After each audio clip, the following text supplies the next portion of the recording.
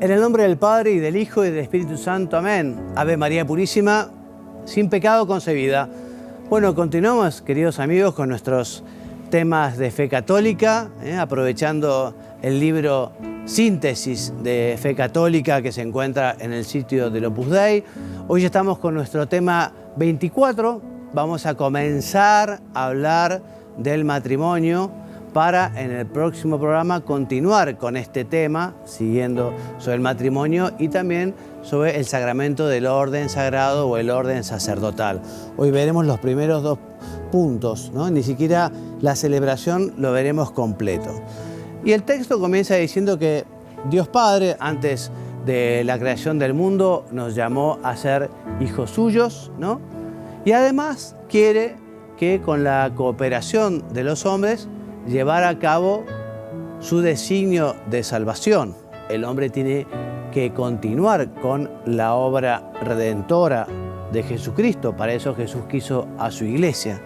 Y estos sacramentos, los sacramentos del matrimonio y el sacramento del orden sagrado, justamente confieren al cristiano una vocación y una misión específica en la iglesia. Comenzamos hablando del matrimonio. Una primera idea fundamental que todos conocerán, pero me parece que no está más recordarlo, que el matrimonio no es un invento de un congreso, no es un invento del poder legislativo, no es lo que digan los diputados o senadores o el ejecutivo, sino que Dios desde la eternidad, al crear al hombre y a la mujer, los pensó como marido y mujer y pensó en el matrimonio.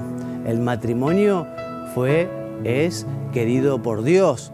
Por eso es una pena que justamente en muchas legislaciones se hayan alejado tanto del matrimonio y se llame matrimonio a realidades que tienen sus semejanzas, algunas más, otras menos, pero que muchas no coinciden, digamos, con la concepción del matrimonio tal como Dios la pensó para el hombre desde siempre.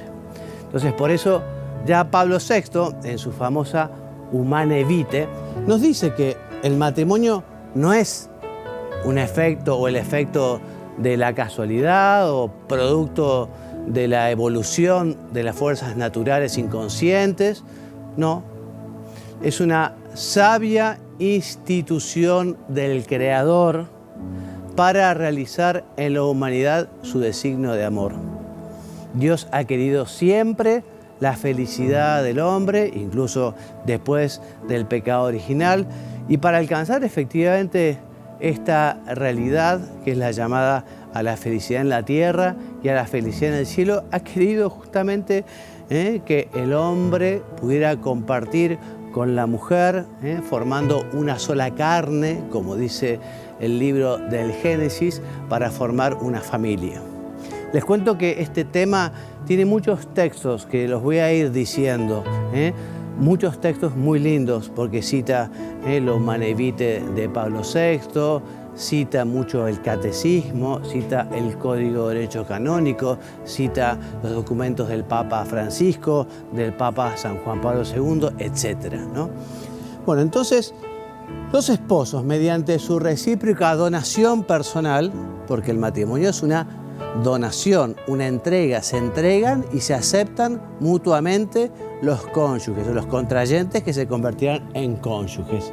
Así, entregan toda su conyugabilidad, se entregan. Ya veremos los textos de San Pablo, cómo el hombre se ha entregado a la mujer y la mujer al hombre.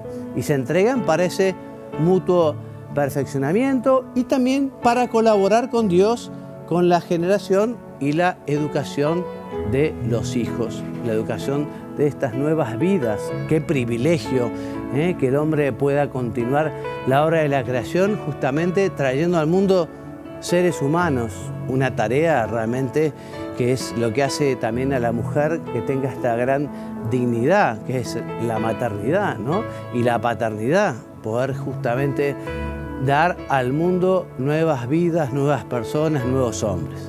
Así, en los bautizados, el matrimonio reviste además la dignidad del signo sacramental.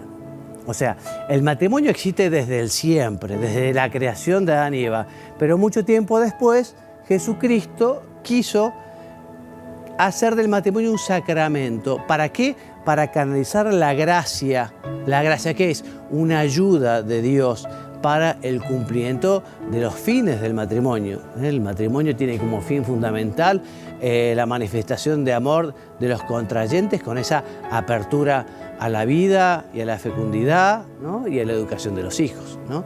Entonces, esta unión también del matrimonio significa, ¿no? Representa la unión de amor entre Cristo y la Iglesia. Realmente una entrega total, la del Señor por su Iglesia.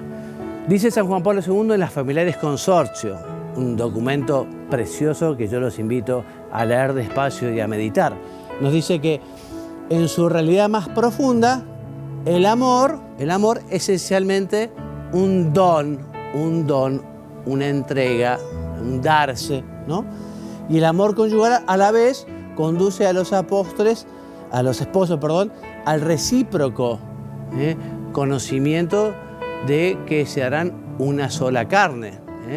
No se agota dentro de la pareja el amor conyugal, sino que justamente esa donación y esa entrega convierte a los cónyuges en cooperadores de Dios en el don de la vida de un nuevo ser humano. O sea que en este sentido también el catecismo nos recuerda, ¿no? Que este amor de los cónyuges, este amor de marido y esposa, ¿no?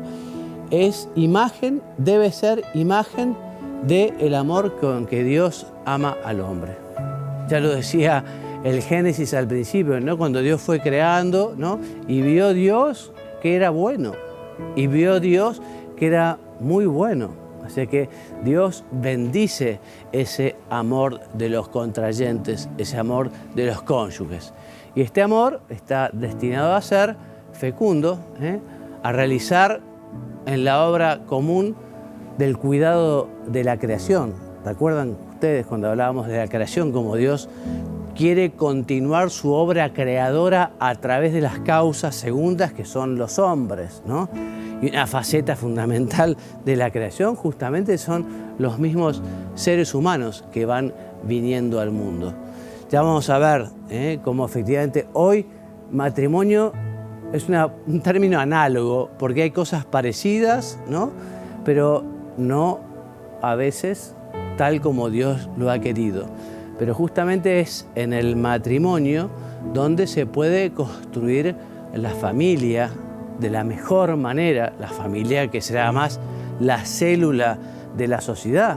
Una célula cuando está lastimada, cuando está dañada, cuando está enferma, cuando tiene un cáncer, por ejemplo, y eso perjudica al cuerpo entero. Bueno, cuando la familia también se debilita la sociedad. Entonces, y bendijo Dios y les dijo a Adán y Eva: sed fecundos y multiplicaos y llenad la tierra y dominadla y sometedla.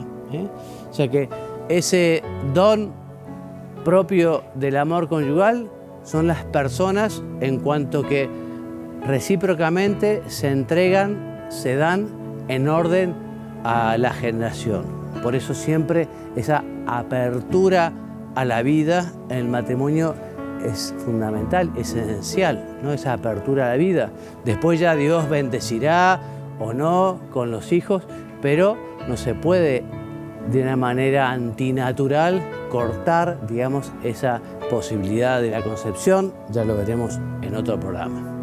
Entonces, ninguna persona puede llegar a ser padre por sí solo o con otra persona del mismo sexo, porque la paternidad y la maternidad constituyen un único principio de generación. Bueno, quizás esto ha cambiado un poco también, ¿no? Porque ahora con estas nuevas técnicas que no son sanas, como, no sé, la fecundación in vitro, incluso heteróloga, ¿no? Es muy triste encontrar justamente personas que sin un matrimonio, vienen hijos sin una familia, Y esas cosas realmente no están dentro del designio de Dios cuando no se cumple con las enseñanzas de la Iglesia, ¿no? Todo lo que tiene que ver con la fecundación in vitro, ¿no? Etcétera, etcétera. Entonces hoy la verdad que puede haber personas, una sola persona, que incluso justamente alquilando un vientre, ¿no? Hay cosas que ya cuando salen de la naturaleza terminan de una manera u otra perjudicando a las personas. Quizá hay cosas que no se vean directamente, ¿no? Pero cuando se sale del camino del Señor, se lastima a la persona, y si eso se generaliza, se lastima la sociedad, ¿no? Entonces, dice el libro del Génesis lo que les decía, ya no son dos, sino que son una sola carne, que se han entregado uno al otro por amor, ¿no? Yo alguna vez di un ejemplo que, en fin, no tiene mucho que ver, pero puede ayudar, ¿no? Yo hace unos años heredé, le compré a una hermana mía un autito chiquito, un Fiat 147, diminuto. Bueno, me acuerdo el día que lo vendí, se hace un trámite, ¿no? Que uno firma todo un formulario. Bueno, una vez que firma y va al registro automotor, y a uno, ya a uno no le pertenece, ya uno lo ha vendido, ha realizado un contrato de compraventa, ¿no? Entonces en la compraventa, digamos, ya uno ha recibido un dinero y entrega, en este caso, un vehículo, ¿no? A mí me gusta de alguna manera comparar, aunque son muy distintos, pero justamente el matrimonio es una donación, y lo dirá San Pablo, ¿no? El marido se debe a su esposa y la esposa se debe al marido. Ya no son libres en lo que tiene que ver con su conyugabilidad. Habrá libertad para muchas otras cosas, evidentemente, ¿no? Porque tienen libertad para estudiar, para ir, para venir, para pensar de una manera en la política o la cultura, pero todo lo que tiene que ver con lo conyugable, y bueno, ya no se pertenece, uno se ha comprometido también a hacer feliz a la otra persona y se ha entregado a la otra persona. Te decía, San Pablo, 1 Corintios 7, versículo 4, una mujer no es dueña de su propio cuerpo, sino el marido, del mismo modo que el marido no es dueño de su propio cuerpo, sino la mujer. Esto hoy quizá para muchos puede ser algo, una afrenta a la libertad, una afrenta, pero bueno, esto es el matrimonio, eso es el matrimonio. O sea, el renunciamiento y la entrega es justamente mutua y para los dos, y en eso está la construcción. Ya veremos cómo para que haya matrimonio tiene que haber un consentimiento matrimonial, o sea, tiene que haber decisión de verdadera entrega, donación y recepción. Si no hay un consentimiento propiamente matrimonial, y no hay matrimonio, no hay matrimonio. O sea, una persona se casa y dice, bueno, yo no quiero tener hijos. Bueno, pero esto es un elemento fundamental que hace a la esencia del matrimonio. O yo me caso, pero yo no quiero ser fiel, yo voy a tener otras personas también, ¿no? Puede decir el marido o la mujer. Y no. Entonces, hace falta un consentimiento verdaderamente matrimonial. Lo veremos más adelante. Bueno, en la misma línea también San Pablo, en Efesios 5, recuerda que los esposos deben amar a sus mujeres como a su propio cuerpo. Bien.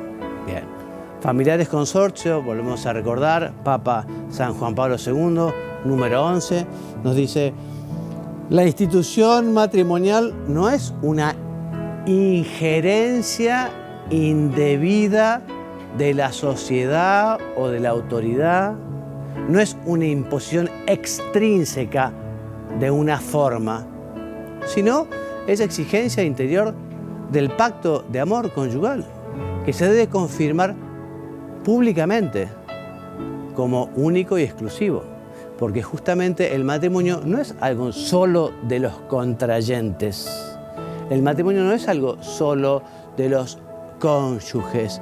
Esta entrega y esta institución matrimonial, ¿no?, está vinculada con toda la sociedad. Por eso también, ya veremos, la Iglesia exige una cierta forma para dar publicidad y por eso tiene que haber testigos. Lo mismo en el ámbito civil. Entonces, repetimos, por ser la comunidad matrimonial el fundamento natural de la familia, célula de la sociedad, no pertenece exclusivamente a la esfera privada, sino que es un bien de interés público, ¿no? Entonces, por eso la sociedad tiene que proteger a la familia, por eso en la sociedad se ha institucionalizado tanto el matrimonio canónico como el matrimonio en la sociedad civil. La legalización del matrimonio, para que sea efectiva realmente y útil, debe ajustar, repetimos, a su esencia. O sea, las legislaciones tienen que procurar legislar sobre lo que es la realidad del matrimonio tal como lo pensó el Creador, ¿no? En algunos países se ha desvinculado tanto de la realidad que el matrimonio civil no tutela a los contrayentes, no tutela a los hijos. O sea que efectivamente a veces la gente que no se quiere casar dice, pero esto es una burocracia que no respalda lo que es el matrimonio. Y en parte es verdad, a veces es así, el matrimonio civil, ¿no? ¿Qué voy a dar la plata yo a los abogados si hay después un problema? Por eso qué importante ir a la raíz de lo que verdaderamente es el matrimonio, ¿no? Aquí a continuación dice, bueno, hay muchas personas que viven en pareja, cohabitan more uxorio, como si fuera un matrimonio, pero sin ningún vínculo institucional, ¿no? Vamos a ver más adelante por qué, dice el Papa en Amoris Laetitia, pero justamente lo que diferencia el matrimonio de la cohabitación es en que en el matrimonio hay un consentimiento de entregarse mutuamente hasta que la muerte los separe. En cambio, vamos a estar juntos mientras exista el amor o mientras nos vaya bien. Es un consentimiento muy diferente al del matrimonio. Vamos al corte ahora y vamos a ver cómo el Papa nos habla de la belleza del matrimonio.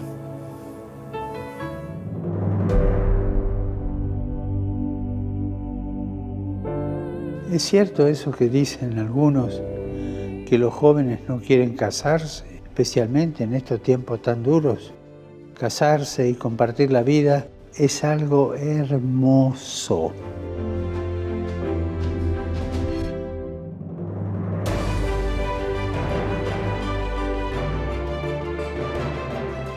Es un viaje comprometido, a veces difícil, a veces complicado, pero vale la pena animarse. Y en este viaje de toda la vida, la esposa y el esposo no están solos, los acompaña Jesús. El matrimonio no es solo un acto social, es una vocación que nace del corazón. Es una decisión consciente para toda la vida que necesita una preparación específica. Por favor, no lo olviden nunca. Dios tiene un sueño para nosotros, el amor. Y nos pide que lo hagamos nuestro. Hagamos nuestro el amor, que es el sueño de Dios. Y recemos por los jóvenes que se preparan para el matrimonio con el apoyo de una comunidad cristiana, para que crezcan en el amor. Que crezcan en el amor con generosidad, fidelidad y paciencia. Porque para amar hace falta mucha paciencia, pero vale la pena, ¿eh?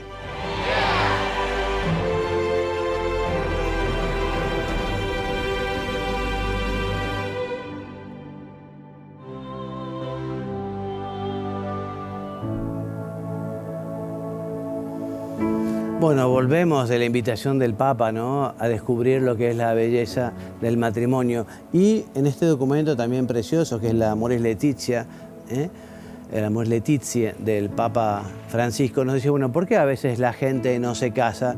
Y no se casa, dice el Papa, porque influye la ideología que desvaloriza el matrimonio y la familia, también por las experiencias de otros que han fracasado, entonces no quieren exponerse, tienen miedo a la entrega y al fracaso, tienen miedo hacia algo que consideran demasiado grande o demasiado sagrado, no quieren comprometer el futuro. También algunos no se casan por problemas económicos, ¿no? Problemas económicos, entonces no pueden tener una casa, no pueden tener un trabajo, en fin. O a veces por una concepción puramente emocional y romántica del amor, ¿no? Porque dice, bueno, el amor en el matrimonio es fundamental, pero el amor conyugal es un amor en el que hay un compromiso, ¿no?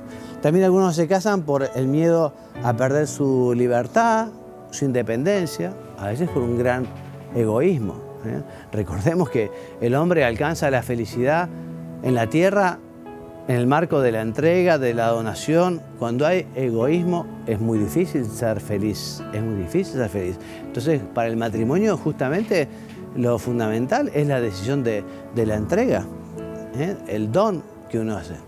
Otros no se casan por el rechazo de todo lo que es concebido como institucional o burocrático, ¿no?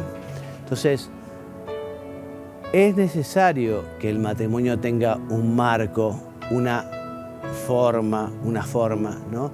Es importante que los que se quieran casar vean la necesidad de legalizar esa situación, ¿no? Porque si no, uno puede estar diciendo, bueno, no sé, si no hay entrega, a veces es un pacto entre los dos, ¿no? Que hacen, no sé si se puede llamar matrimonio, yo digo, esto no es matrimonio, ¿no? Y bueno, vamos a estar juntos, vamos a convivir mientras esté o dure el amor, ¿no? Bueno, hay gente que, pero es un camino ese muy egoísta, porque es la suma de egoísmos particulares, de egoísmos personales, no hay donación. Entonces habría que llamar a esas personas y decirles, bueno, si vos querés ser feliz, si vos querés construir una vida, si vos querés construir una familia, no lo vas a poder hacer desde el egoísmo, lo vas a tener que hacer desde la entrega, desde la donación, desde el darse, y recibir, ¿no? También nos dice el catecismo, bueno, que esa mentira, digamos, de no querer entregarse, de no querer darse, de ser egoísta, debilita la sinceridad y la fidelidad mutua. ¿Qué se puede construir en una relación en la que las personas no se comprometen entre sí y testimonian con ello una falta de confianza en el otro, en sí mismo o en el porvenir? ¿Qué mujer va a querer traer hijos al mundo si sabe que la persona que lo acompaña se puede ir al día siguiente, ¿no? O qué mujer dice, bueno, me voy a dedicar a la educación del hijo, de los hijos, y quizás relegando un poco la cuestión más laboral. ¿Cómo voy a dejar el trabajo si mañana el que me acompaña se puede ir, ¿no? Entonces, realmente para poder cumplir los fines del matrimonio hay que vivir estas condiciones, digamos, estos elementos, estas características que tiene el matrimonio, ¿no? Que es la fidelidad, la unidad, que es del todo y para siempre, que el matrimonio instituido por Dios, como tipo, digamos, de unión entre Cristo y la Iglesia, tiene estas características. Es un amor dado, un amor generoso, una entrega, ¿no? Existe el pecado original y efectivamente ha introducido mucho desorden, ¿no? Bueno, pero con esta nueva creación que es la salvación dada por Cristo, bueno, Cristo viene también a restaurar el matrimonio. Ya vamos a ver ahora cómo en el Antiguo Testamento, después del pecado original, comienza a haber una costumbre, incluso dentro del pueblo elegido, pero lamentable, como puede ser la poligamia o el libelo de repudio, esta ley antigua, ¿no? Y bueno, Jesucristo viene a redimir también el matrimonio, ¿no? Jesucristo dijo, pero en un principio no era así. Ya con los profetas en el Antiguo Testamento, si ustedes leen al profeta Oseas, al profeta Jeremías, se ve lo que es realmente el matrimonio y la entrega y la generosidad y el amor. Se comparan los profetas justamente el amor matrimonial como el amor de Dios por las personas. Entonces ya empieza un proceso para mostrar que el matrimonio lo quiso Dios desde el principio, de uno con una y para siempre, que el matrimonio tiene esas características de la unidad y la indisolubilidad. En ese sentido, el Papa Francisco, en la Amoris Laetitia, número 63, dice que Jesús volvió a llevar al matrimonio y a la familia a su forma original, nos dice San Marcos. La familia y el matrimonio fueron redimidos por Cristo, restaurados a imagen de la Santísima Trinidad, misterio que brota del amor verdadero. Por eso repetimos, la alianza, el compromiso esponsal, inaugurado en la creación y revelada en la historia de la salvación, recibe la plena revelación de su significación en Cristo y en su Iglesia. O sea que de Cristo, mediante la Iglesia, el matrimonio y la familia reciben la gracia necesaria para testimoniar el amor de Dios y vivir la vida común. Por eso, para los cristianos es tan importante el sacramento, porque justamente a través del sacramento se va a recibir la ayuda de Dios para vivir los compromisos matrimoniales, los compromisos conyugales, ¿no? Dice el Papa también Francisco, ¿no?, que el Evangelio de la familia atraviesa la historia del mundo desde la creación del hombre a imagen y semejanza de Dios hasta el cumplimiento del misterio de la alianza en Cristo al final de los siglos con las bodas del Cordero, ¿no? O sea que después de esta redención, después de que Jesucristo nos vuelve a recordar cómo quiso Dios el matrimonio desde el principio, bueno, estamos llamados a vivir esa unión de esta manera, de esta manera. Hablemos un poquito de la celebración. Hoy no terminaremos con el tema, pero por lo menos vamos a decir algunas cuestiones. La primera, una idea fundamental que ya la comentamos, es que el matrimonio nace del consentimiento. Nace. Es lo que diferencia el matrimonio a estar juntos.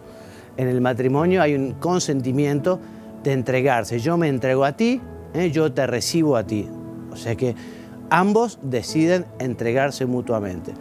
Ese consentimiento matrimonial, dice el Código de Derecho Canónico, es el acto de la voluntad por el cual el varón y la mujer se entregan y aceptan mutuamente en alianza irrevocable para constituir el matrimonio. O sea, quienes se casan tienen que tener un verdadero consentimiento matrimonial. Por eso es tan importante la preparación para el matrimonio. O sea, los novios tienen que saber a qué van al matrimonio y tienen que ir con ese deseo de que realmente haya una entrega y una recepción mutua en su conyugabilidad. Te decía también que la Iglesia exige la forma canónica, la forma eclesiástica de la celebración del matrimonio. Por eso dice el Código de Derecho Canónico que solo son válidos aquellos matrimonios que se contraen ante el ordinario del lugar o el párroco, o un sacerdote o diácono delegado por ellos para que asistan y ante dos testigos, de acuerdo con las reglas establecidas. Este sacramento tiene como ministro a los contrayentes. Los contrayentes, los que se casan, son los ministros del matrimonio.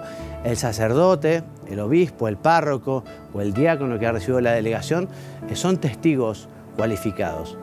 Y es necesario para la validez que haya esa forma canónica. Varias razones concurren para explicar esta determinación. El matrimonio sacramental crea derechos y deberes en la comunidad de la Iglesia, entre los esposos y con los hijos. También, por ser el matrimonio un estado de vida, en la Iglesia se necesita esa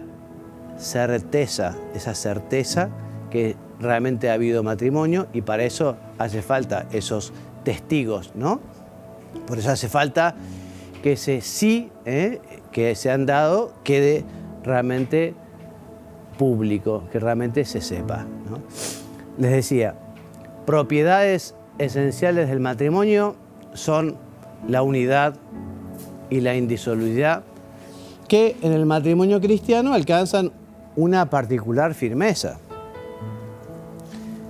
no solo el matrimonio canónico, no solo el matrimonio religioso, no solo el matrimonio entre cristianos es uno e indisoluble, sino que todo matrimonio, aunque no sea católico, aunque sea de otra religión, para que sea matrimonio, tiene que haber este tipo de consentimiento.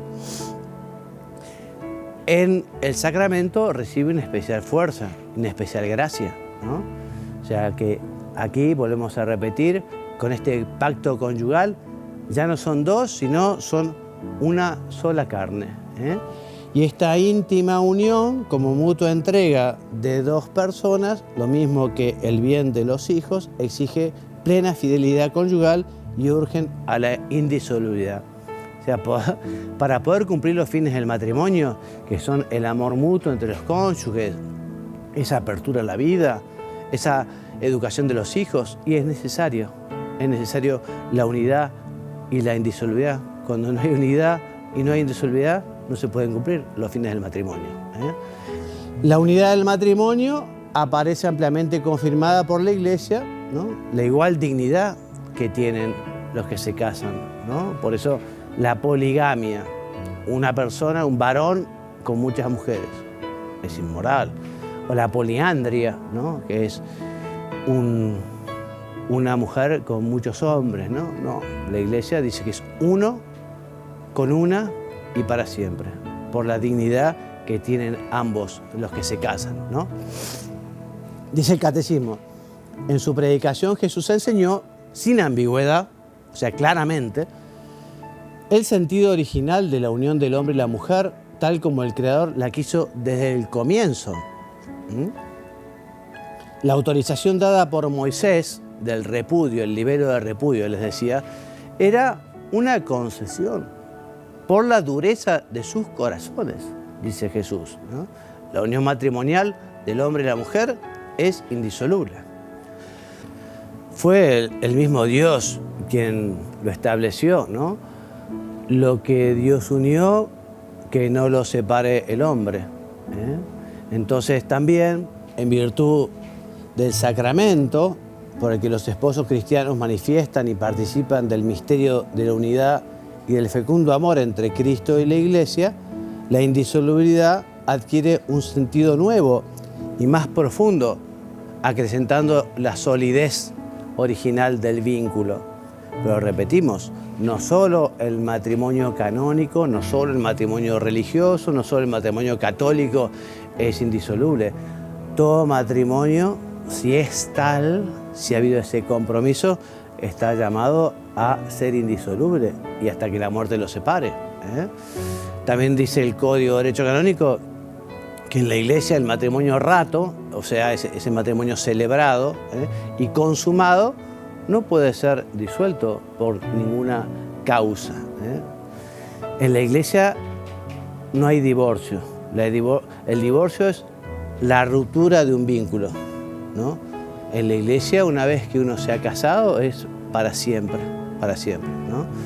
Entonces, en la Iglesia lo que sí puede haber, y quizá lo veremos con un poco más de tiempo, es una revisión si ha habido realmente matrimonio, porque puede ser que justamente no haya habido un verdadero consentimiento, haya habido un vicio del consentimiento, haya habido un problema de forma. Bueno, ¿y qué pasó? Entonces no hubo matrimonio. Esas son las nulidades, que no es que rompa un vínculo, declara que no hubo matrimonio, declara que no hubo ese vínculo, ¿no? Ahora, la Iglesia, por otro lado, no obliga a las personas a vivir juntos si, llegado el caso, se hace imposible la convivencia. No. La Iglesia permite la separación, pero el vínculo permanece y permanece también la obligación de honrar y vivir ese vínculo, esa unidad, esa indisolubilidad, ¿no? A veces el divorcio lo padece una persona, a veces incluso entre cristianos puede llegar a un divorcio porque es una forma de organizar el tema económico, por ejemplo, ¿no? El tema económico. Pero bueno, los católicos tienen que saber que el matrimonio es para siempre y tienen que seguir siendo fieles, ¿no? Y además no da lo mismo quizá las responsabilidades del divorcio. Puede ser que haya una víctima inocente del divorcio, porque fue abandonado, porque fue estafado, ¿no? Entonces existe una diferencia considerable entre el cónyuge que se ha esforzado por ser fiel, por ser sincero, por mantener la pareja, que el que quizá ha traicionado, ¿no? Al que se ve injustamente abandonado, ¿eh? Y por eso los sacerdotes tenemos que ser también tan comprensivos para acompañar a esas personas que se han quedado solas porque el cónyuge las ha dejado, ¿no? Es muy triste, ¿eh? La Iglesia entonces, y con esto vamos terminando lo de hoy, admite la separación física de los esposos, ¿no? El fin de la cohabitación, pero no cesan de ser marido y mujer, no cesan de ser esposos, ¿eh? Esta situación, digamos, lo mejor sería la reconciliación, si se consiguiera volver a establecer esa paz, esa serenidad, esa armonía, ¿no? Pero a veces no es factible. Entonces los esposos tienen que estar separados, pero deben seguir viviendo ese compromiso de unidad y de indisolubilidad. Bueno, hasta aquí nuestro programa de hoy. Como les decía, vamos a continuar la semana que viene hablando del matrimonio y sus características. Si quieren ver los programas anteriores, lo van a encontrar en la página de la tele, www.latele.com.py, o en YouTube o en Instagram. Me despido hasta la semana que viene, si Dios quiere. Que Dios los bendiga y los haga muy santos. Amén.